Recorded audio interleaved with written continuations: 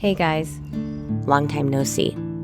I've tried and failed to come back to YouTube several times now, and quite honestly, for the last few years, YouTube and social media in general has caused a lot of intense anxiety and paranoia to bubble up to the surface. And even though these are some of the most first world problems one could ever imagine, they are rooted to a past of very real trauma for me. And as much as I've tried to manage these concerns in the last few years, I now realize I wasn't really managing anything. I was just kind of shoving things down and trying to ignore them and move on with my content as it was before. Well, about a year ago, something just sort of clicked, or maybe it cracked.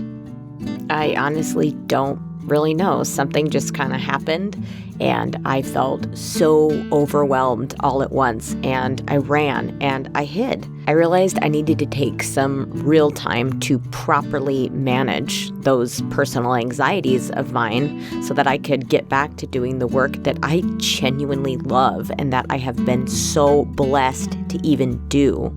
And this all comes from a place of privilege. Please know that I completely understand that, and I make a conscious effort to remind myself of that often. But being on social media nonstop constantly for work, especially after being a victim of stalking for many years, it just kind of felt like I couldn't handle any more eyeballs on me. I have always felt very safe and comfortable within our immediate community and like art adjacent communities, but I just didn't feel properly fit and able to handle all the extra attention that I was getting at the time. I now 100% believe that I was having a delayed reaction to just some unrelated past trauma because everything else is being stirred up. Once the dust kind of settled, I felt like I just wanted to run. And I knew a lot of the fears and thoughts I was having at the time were irrational. And honestly, that's how I've learned to recognize these types of anxieties in myself. They are rooted in reality in some way, but then they balloon themselves into irrational territory.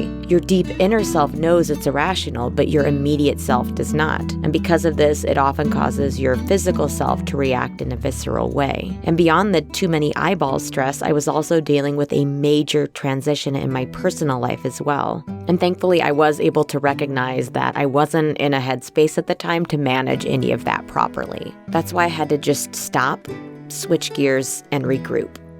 I took that time to work, give back to my community, sell on my Etsy store, practice my technical art skills, and most importantly, take care of my family, who is also in a state of transition because of everything going on here at home.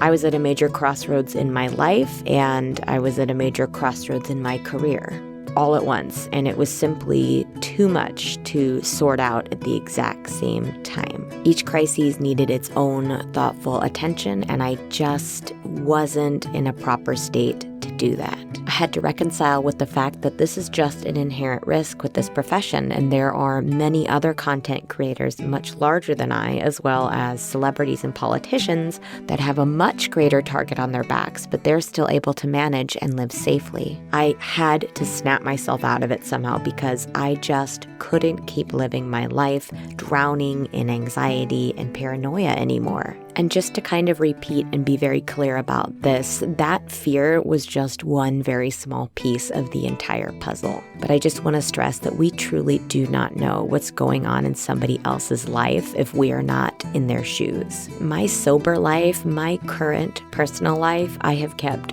a tremendous amount private because I really think that's the way it should be. I might show you little glimpses of my life here and there, and I'm an open book when it comes to my past struggles with addiction, ED, mental health struggles, and things like that.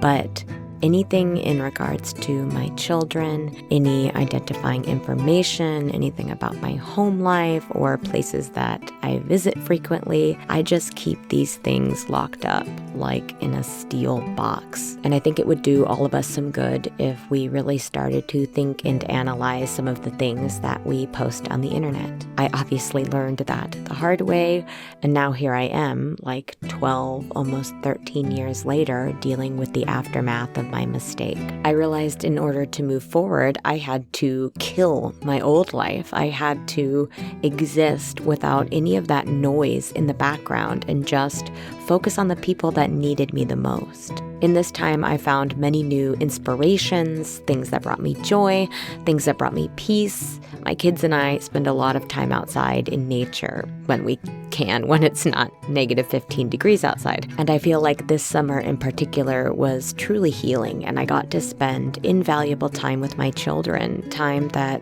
I will look back on with great fondness. In fact, it was my 6-year-old, nicknamed Beanie, formerly to Babes, who asked me such an important question that prompted an answer that changed the entire trajectory of where I want my online career to go. We were watching some wacky, colorful, loud YouTube video on our TV. You know the ones. And Beanie asked me, "Mommy, is this the kind of YouTube stuff you used to make?" And I said, well, back a few years ago, I definitely made content that was a little bit silly, but nothing ever to this degree, no. So then he asked me a follow-up question and was like, well, then what do you make and why do people subscribe to you then? And I stopped to think, and for some reason, the real raw answer to that made me tear up.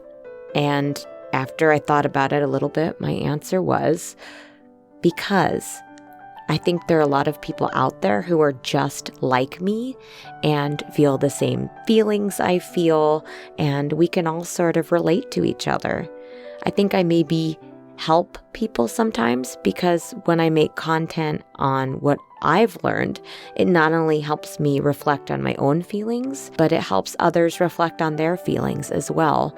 And of course, Beanie had long stopped listening about halfway through. But in that moment, I finally uncovered purpose in all that I had been doing. And thinking about my answer, that's what I really want to do. I want to make content that's bigger than myself. I love making multifaceted videos that touch on things like art and science as well as personal anecdotes. I want people to watch my videos and receive something from the experience, even if it's just a tidbit of information. I have a few storytime/art/science videos I'm currently working on, along with just some simple, quiet art videos as well. I feel like you all as viewers have grown along with me over the years, and even though I still love to be silly and a bit edgy, I want my content to reflect my growth I know you all have experienced as well. This is all to say thank you. Thank you for being there, for caring about me, for knowing me, for being the eyeballs I am not afraid of. I have never seen another community like ours, one that sticks by its creators through thick and thin. I thought I'd just be completely forgotten, as is the way of the internet, but I still receive daily interactions across all my social media, and it blows my mind. There's this greater kindness in the art community that I just always have to bring attention to, because it really is miraculous that this many kind people can form a community. And of course, the art community is massive, right? Like, we've got the knitting community, which I'm sure they're pretty drama-free. Correct me if I'm wrong in the comments. But I mean, I just think it really is incredible that there's this link between kindness and gentleness and art. It's because we're getting our feels out in our art, right? Like, we're putting all our negative emotions to good use. That's just my theory. Over the last few years, I've actually run into quite a few of you out and about in the real world, and oh my goodness, you are just as kind and polite out in the real world as you are on the internet, which again is unheard of and amazing. Funnily enough, most people recognize me by my voice first and then by my face, which I think is hilarious. They'll be like, "Oh, I'm sorry if this is a weird question, but are you Emily Artful? I heard you talking and I thought you sounded a lot like her, but then I saw your face and I remembered a thumbnail and I was pretty sure it was you." And it makes total sense because I don't often appear in my own videos. It's usually just my hands, and sometimes they only appear at the beginning or the end, and sometimes it's just fingers attached to a paintbrush. That's it. And I think that's an aspect of my content that I'd like to change. I want to be more present in my videos, and I think I'm going to experiment with my actual physical self being on camera more. I'd also love to start including more opportunities for audience participation in my videos. Things like polls and your comments. There's So much more I want to accomplish going forward, and I want you all to be a part of it. I'll continue to do occasional Etsy drops with things like prints and stickers and bookmarks and other things of the like. So for those of you who enjoy getting things from my Etsy store, it will still be around. Something else that's really exciting is back before I dropped off the face of the internet, I had actually worked with Arteza again, but this time it was to design their 12-day octagonal fine arts advent calendar. Try to say that 5 times fast. And I quite honestly had completely forgotten about it until they reached out to let me know the calendars were in stock. We worked on the design at the very beginning of the year, and just so much had gone on in my personal life that I'd forgotten about the work I had done. I was actually already working on this return video when they reached out, so I wanted to make sure I featured this before the holiday season got too underway. I'll of course include a link in the description for it, but I'll also do more of an in-depth look into some of the things it contains in a separate video. I just had to at least show you how it turned out because it turned out awesome. Oh my gosh, I love the gold leaf. I loved how they used my phases of the moon design for the spine all the way around the calendar. And I was a little worried that my style would have, some issues translating into holiday art. I've tried to make some holiday art in the past that still has that kind of macabre style to it, but I feel like it's really been hit or miss. I worked so hard on this design, and Arteza and I were kind of going back and forth with different concepts, and I feel like I was really able to properly translate that slightly macabre style to a still very festive and joyous holiday design. So yeah, link in the description if you are interested in that. Otherwise, there will be more on it in a future video. And it's really wonderful and exciting when I'm able to participate in things like this, and I'd love to perhaps produce some of my own art supplies for you guys in the future. And when I think of making my own art supplies, I'd like to be like the makeup artist Wayne Goss and how he meticulously designed his own makeup brushes with artisans in Japan. That's the type of stuff I'd love to do someday. But also, I'd like to produce more affordable and accessible art supplies as well. I honestly have so many future ideas floating around. Sometimes it's just Emily, pick one.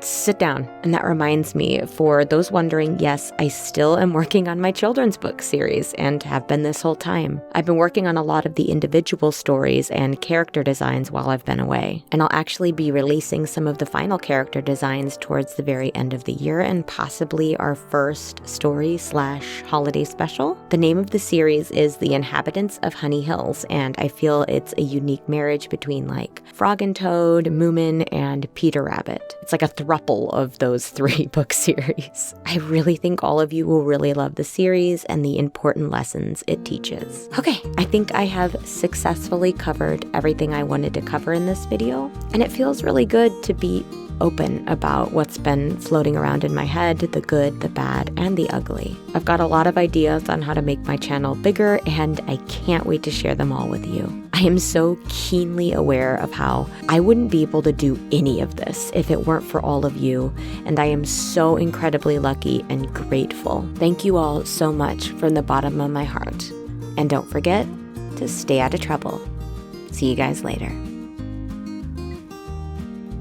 The art piece in this video is called I Am For You, in which I depicted the subjects struggling with feelings of isolation and their own identity because they have taken on the task of managing the emotional weight of everyone else around them while ignoring their own needs and wants.